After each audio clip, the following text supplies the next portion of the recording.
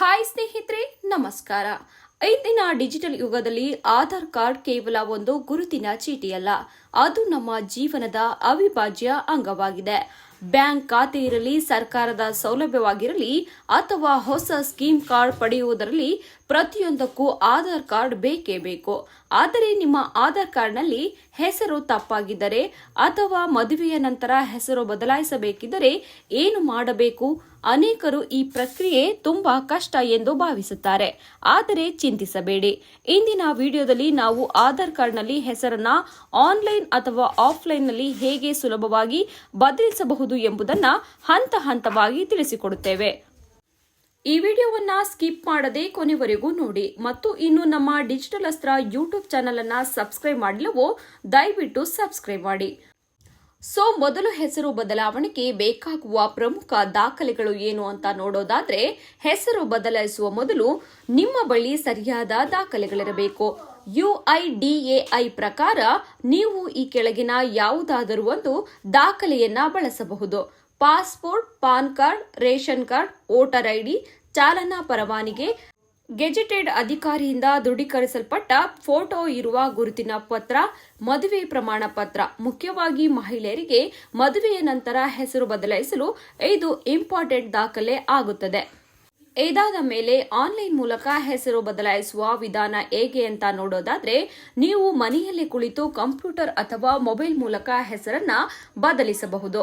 ಆದರೆ ನೆನಪಿಡಿ, ನಿಮ್ಮ ಮೊಬೈಲ್ ಸಂಖ್ಯೆ ಆಧಾರ್ನೊಂದಿಗೆ ಲಿಂಕ್ ಆಗಿರಬೇಕು.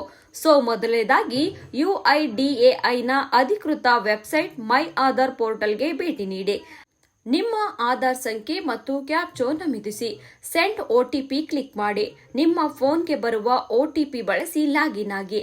ನೆಕ್ಸ್ಟ್ ಅಲ್ಲಿ ಅಪ್ಡೇಟ್ ಆಧಾರ್ ಆನ್ಲೈನ್ ಎಂಬ ಆಯ್ಕೆಯನ್ನ ಆರಿಸಿ.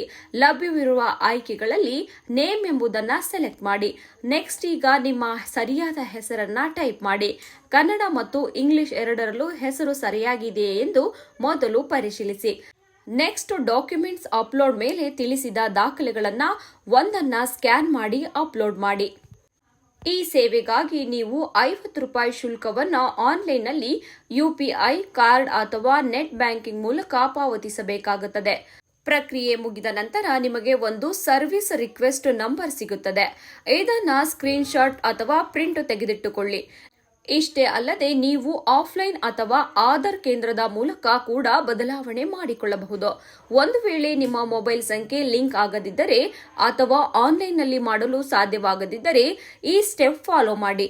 ನಿಮ್ಮ ಹತ್ತಿರದ ಆಧಾರ್ ಸೇವಾ ಕೇಂದ್ರ ಅಥವಾ ಬ್ಯಾಂಕ್, ಪೋಸ್ಟ್ ಆಫೀಸ್ನಲ್ಲಿರುವ ಆಧಾರ್ ಕೇಂದ್ರಕ್ಕೆ ಭೇಟಿ ನೀಡಿ. ಅಲ್ಲಿ ಆಧಾರ್ ಅಪ್ಡೇಟ್ ಫಾರ್ಮ್ ಪಡೆದು ನಿಮ್ಮ ಸರಿಯಾದ ಹೆಸರು ಮತ್ತು ಇತರ ವಿವರಗಳನ್ನು ಭರ್ತಿ ಮಾಡಿ. ನಿಮ್ಮ ಮೂಲ ದಾಖಲೆಗಳ ಫೋಟೋ ಕಾಪಿಗಳನ್ನು ಅಟ್ಯಾಚ್ ಮಾಡಿ. ಅಲ್ಲಿನ ಅಧಿಕಾರಿ ನಿಮ್ಮ ಬಯೋಮೆಟ್ರಿಕ್ ಪಡೆದುಕೊಳ್ಳುತ್ತಾರೆ. ಇಲ್ಲಿಯೂ ಸಹ ನೀವು ನಿಗದಿತ ಶುಲ್ಕವನ್ನ ಪಾವತಿಸಬೇಕಾಗುತ್ತದೆ.